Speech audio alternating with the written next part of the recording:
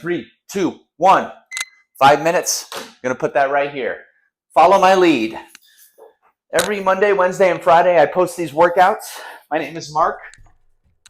I have been a NASM certified personal trainer for 10 years now, helping everybody from busy people in the workplace, busy full-time parents, and I want to help you and introduce you to exercise and maintaining it for life. So we're doing some sit-ups today. Now, I call this Better Options Monday because there's literally better options for sit-ups, okay? Now, this brings me back to gym class, okay? Whether you have your hands behind here, whether you have your hands here and you're sliding up, touching the tops of your knees, okay? You may feel, if you're following my lead, like I said, you may feel your lower back hitting, all right? Your bottom vertebrae hitting the floor, and it might be uncomfortable, all right? So basically, there's better options, hence the name here, all right? So instead of doing a forward crunch, I'm going to show you 3 different options. The first one is going to be a reverse crunch, all right? So you could do this in a number of different ways. Instead of crunching up and affecting your upper abs, you could do the opposite motion.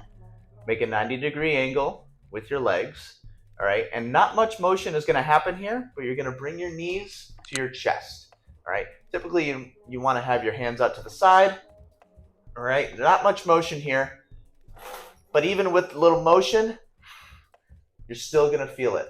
It's going to target your lower abs, all right? And if you want to target your upper abs, I have other options as well, but this is just the first one. Typically how these workouts work, how the format is, each minute I show different variations that you could try at home, and you could try incorporating 5 minutes. That's all it is, these 5-minute workouts, 2 to 5 times per day. All right. Obviously, if you have a busy schedule, it's hard to find that chunk of time to fit an entire, say, half-hour to hour workout. So this splits it up throughout the day, makes it more manageable. Okay. I'm going to show you the second option now. We're almost halfway through the workout. All right. Now, you could do this from modified plank, or you could do this from plank position, depending on what works best for you. Okay. Obviously, it's more challenging from high plank position. Just going to do a mountain climber here, all right? Now, first things first, you want to make sure your hips don't sag. You want to make sure your hips are level and your abs are engaged, okay? I don't know if you just saw that. It was very subtle. Right here, my abs are not working. My lower back, there's pressure on it. You know my abs are engaged right here, okay? It's like bracing yourself like you're going to get punched in the stomach. Keep your breathing steady. You're here. It's an isometric hold. As you do the isometric hold, it gets dynamic.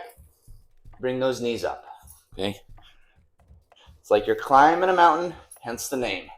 All right. Now these target the lower abs as well as the upper slightly, but there's more of a focus on the lower. If you want to target the same exact muscle group as a traditional sit-up does, all right, you could try this variation.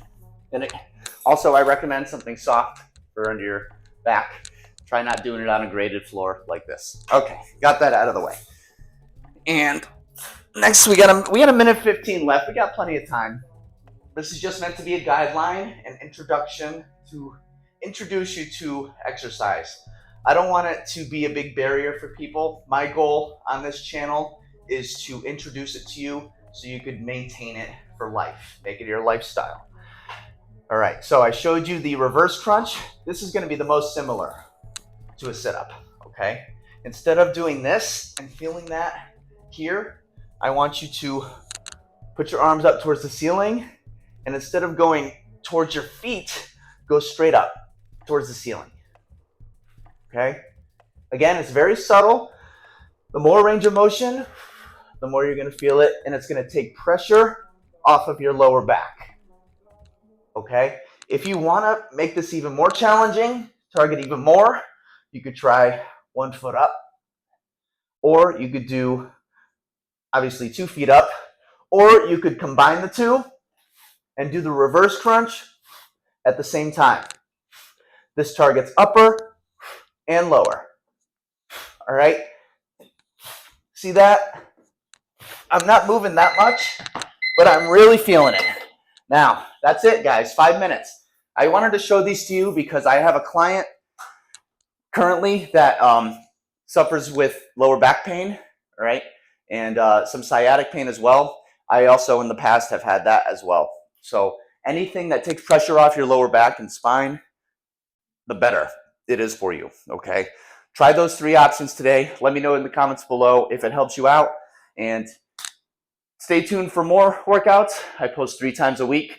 I'm trying these new series ideas. Also, let me know what you think of them. Today was better options. Friday, I posted about comparing between lunges and split squats. And Wednesday, I talked about corrections I see in my 10 years experience for push-ups, common errors, and how to fix them. If you want to check out those videos, you could check out after the outro. I'm going to link them down below, and check them out if that sounds like something you'd want to see. Also, if you want a good Christmas gift idea, these shoes, I couldn't recommend them enough. Super comfortable, and they're on sale right now for the holiday season. Check out the links below, and that's it, guys. I'll see you in the next workout. For more life and health maintenance tips and fitness, subscribe to MevolvE Fitness. I'll see you guys in the next one. Have a good day.